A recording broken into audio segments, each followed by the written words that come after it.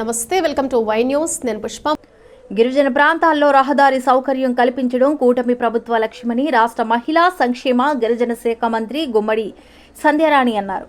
పార్వతీపురం మన్యం జిల్లా కురుపాం ఏజెన్సీలో ఆమె పర్యటించారు. కురుపాం మండలం జీసివిడ పంచాయతీ జీసివిడ రహదారి నుంచి రాముడుగూడ వరకు 90 లక్షలతో నిర్మించిన బీటీ రహదారి, రాముగూడ నుంచి కీడవాయి వరకు 2 కోట్లతో నిర్మించిన తారు రహదారిను ఆమె ప్రారంభించారు. ఈ సందర్భంగా ఆమె మాట్లాడుతూ మారుమూల గిరిజన ప్రాంతాలకు సైతం రోడ్లు వేయడం కూటమి ప్రభుత్వ లక్ష్యమని, ఇక డోలిమోతలు లేకుండా గిరిజనులు క్షేమంగా వారి వారి ప్రాంతాలకు వెళ్లే లక్ష్యంతో గిరిజన ప్రాంతాల్లో రహదారి సౌకర్యం కల్పిస్తున్నామని మంత్రి అన్నారు.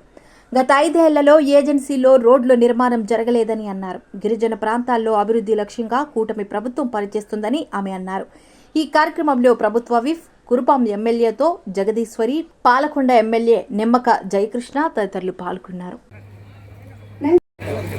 కిడారి శ్రావణ్ కుమార్ గారు మన గిరిజనుల తరపున కొన్ని విషయాలు మాట్లాడవలసిందిగా కోరుతున్నాను.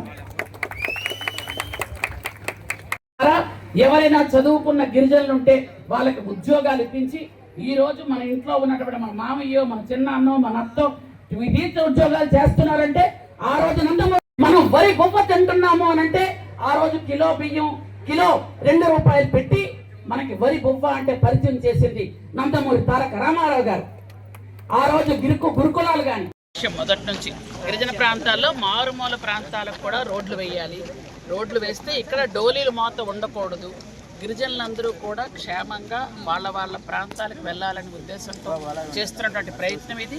అందుకనే ఈరోజు ఈ రోడ్డు మనం మొత్తం ఈ రోడ్డు అంతా కలిపి ఒక 5 కిలోమీటర్లు, 5 కిలోమీటర్లు కూడా 3.6 క్రోస్తో చేయడం జరిగింది. మొత్తం రోడ్డు అంతా కూడా ఇంత పూర్వం మీరు ఇక్కడ ఎలాగుండదో మీ అందరికీ తెలుసు. గత ప్రభుత్వంలో కూడా 5 సంవత్సరాలు ఇటువైపు రోడ్లు ఏవి రాలేదు. ఈరోజు పూలే గారి జయంతి అంటే బీసీలకు కూడా గత 5 సంవత్సరాలు ఒక్క లోన్ రాలేదు.